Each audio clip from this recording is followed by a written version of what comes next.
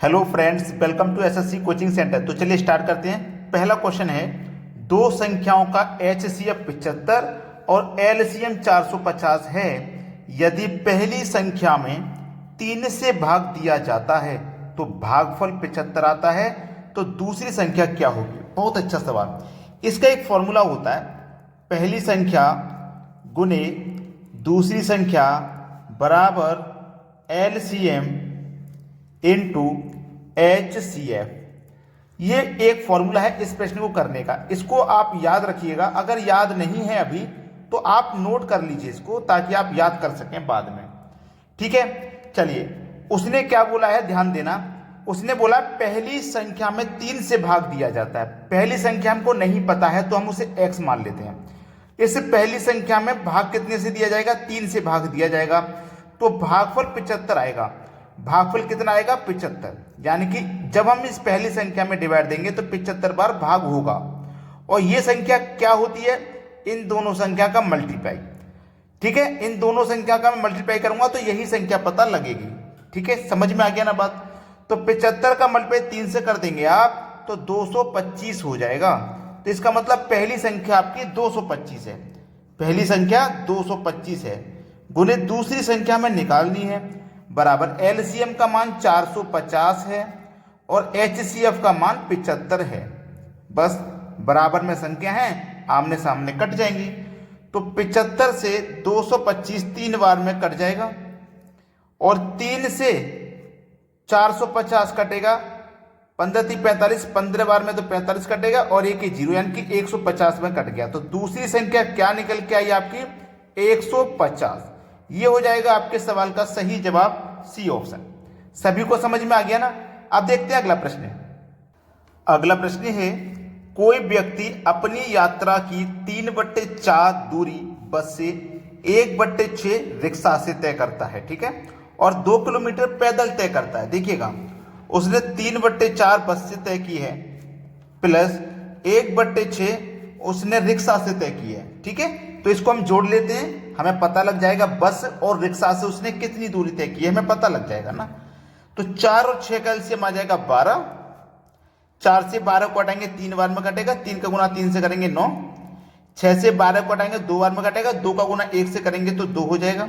9 2 11 बटे में कितना है? 12। ठीक है, अब देखिएगा, ये हमारे पास 11 है और ये हमारे पास 12 है, याद रखना। तो 11 से जो 12 है वो कितना अधिक है? 1, यानी कि 1। और उसने यहाँ पे पैदल कितनी दूरी तय की है? 2 किलोमीटर की दूरी उसने पैदल तय की है।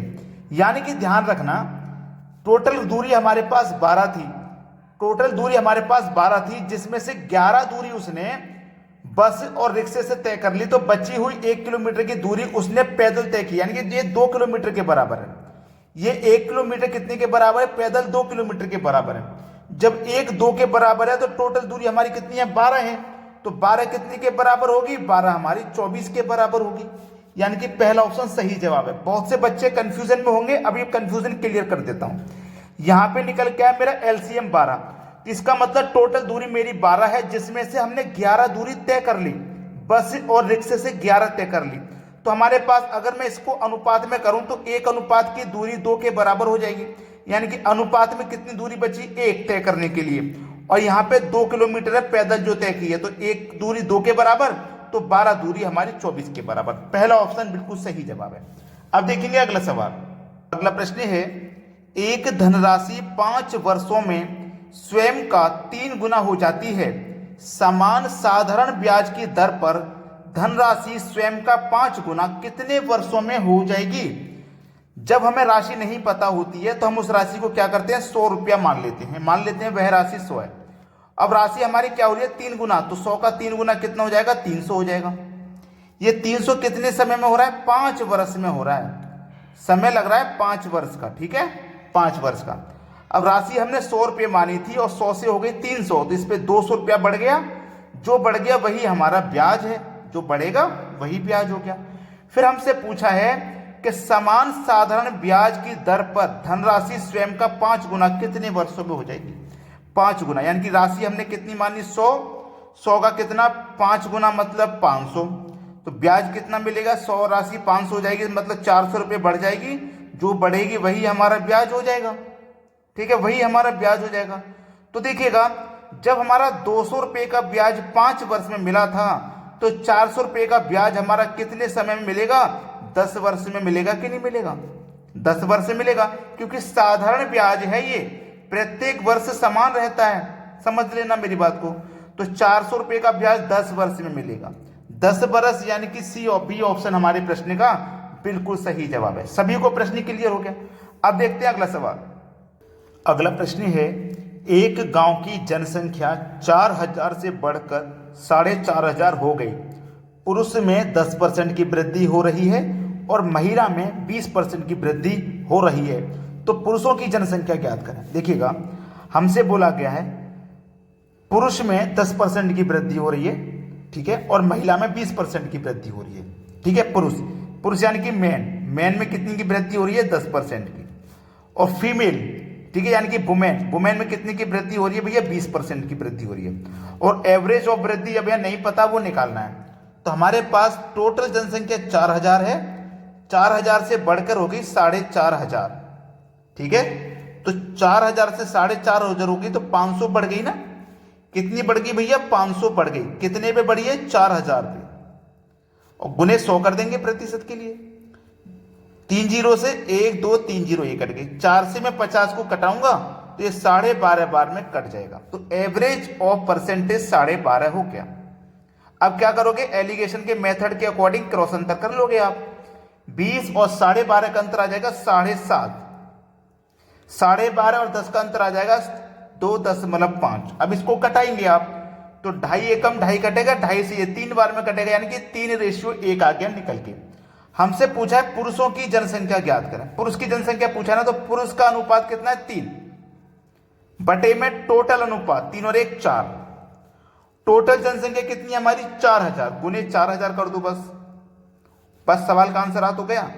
4 से काटूंगा, 4 एकम 4 और 3 जीरो आ जाएंगे इसके साथ में, और 3 का गुना 1000 से कर दोगे तो 3000 निकल के आ जाएगी। पुरुषों की जनसंख्या 3000 दिया गया हमारे बी ऑप्शन में। ये बिल्कुल सही जवाब है। समझ में आ गया ना। अगर महिला की जनसंख्या पूछता तो महिला का अनुपात 1 है, ऊपर 1 रखते, बटे में टोटल अनुपात आ जाता 4 और गुने 4000। समझ में आ गया ना। अब देखते हैं अगला प्रश्न। अगला प्रश्न है, ए तथा बी ने 20,000 रुपये तथा 30,000 रुपये एक व्यापार में लगाए। 3 महीने बाद बी ने अपने 5,000 रुपये निकाल लिए। वर्ष के अंत में उनके पूंजी का अनुपात क्या है?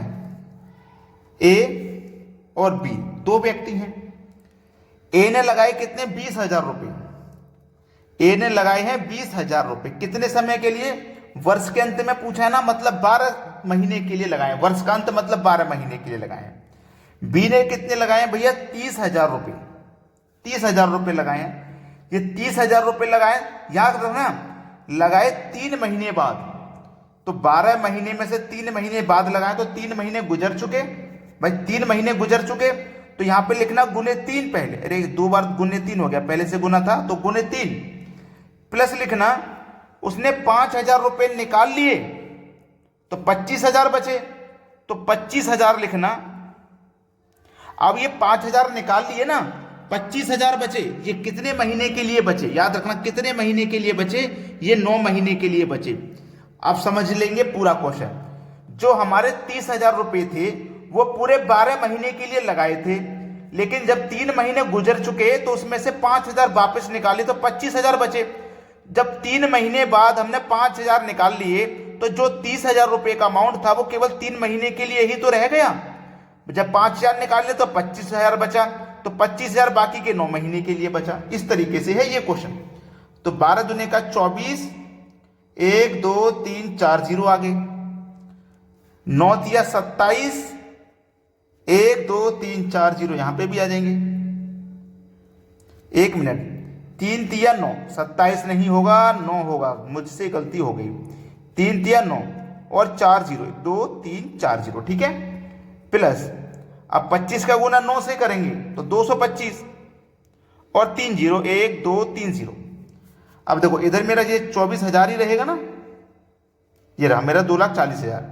अब इधर इन दोनों को मैं प्लस कर लूंगा तो ये हो जाएगा मेरा 9 225 और 9 ये रहा। इनको जब मैं जोड़ूंगा तो ये हो जाएगा मेरा 1 0 से 0 जोड़ लेंगे, 0 से 0 जोड़ लेंगे, 0 से 0 जोड़ लेंगे, 5 का 5 आ जाएगा, 2 9 11, हासिल लगा 1, 2 और 1 3, 3,15,000 ये हो गया। अब देखिएगा 1 2 3 0 से 1 2 3 0 ये कट जाएंगे, 3 0 कट गए। अब देखना ये किस कॉमन संख्या से कट रहे हैं, उसी से कटा लीजिए। देखिए 5 से कटेगा क्या, ये 5 से कटेगा क्या, 5 चौके 20, 4 बचेगा 40, 5 अट्ठे 40 कट गया, 5 चौके 20, 5 अट्ठे 40, 5 से कटाऊंगा, 5 छक्के 30, 1 बचेगा 15, 5 दिया 15, 63 बार में ये कट गया। अब देखो ये 48 बचा, ये 63 बचा, ये किसी संख्या से कट रहा है क्या, कट रहा है तो कटा देंगे। 3 से कटाऊंगा मैं, 3 कम 3, 1 बचेगा 18, 3 छिंग 18, 3 दूने का 6, 3 कम 3, यानी कि 16 बार में ये कटा, 21 बार में ये कटा, तो 16:21 बचा। 16:21 देख लो किस ऑप्शन में है, पहले ही ऑप्शन में दिया गया है। ये आपके सवाल का बिल्कुल सही जवाब है। तो सभी बच्चों को एक काम करना है, वीडियो को लाइक करना है, सबसे ज्यादा लाइक का बटन दबा दीजिए। ठीक है दोस्तों, आज का वीडियो कैसा लगा कमेंट करके जरूर बताइएगा। वीडियो देखने के लिए बहुत बहुत धन्यवाद।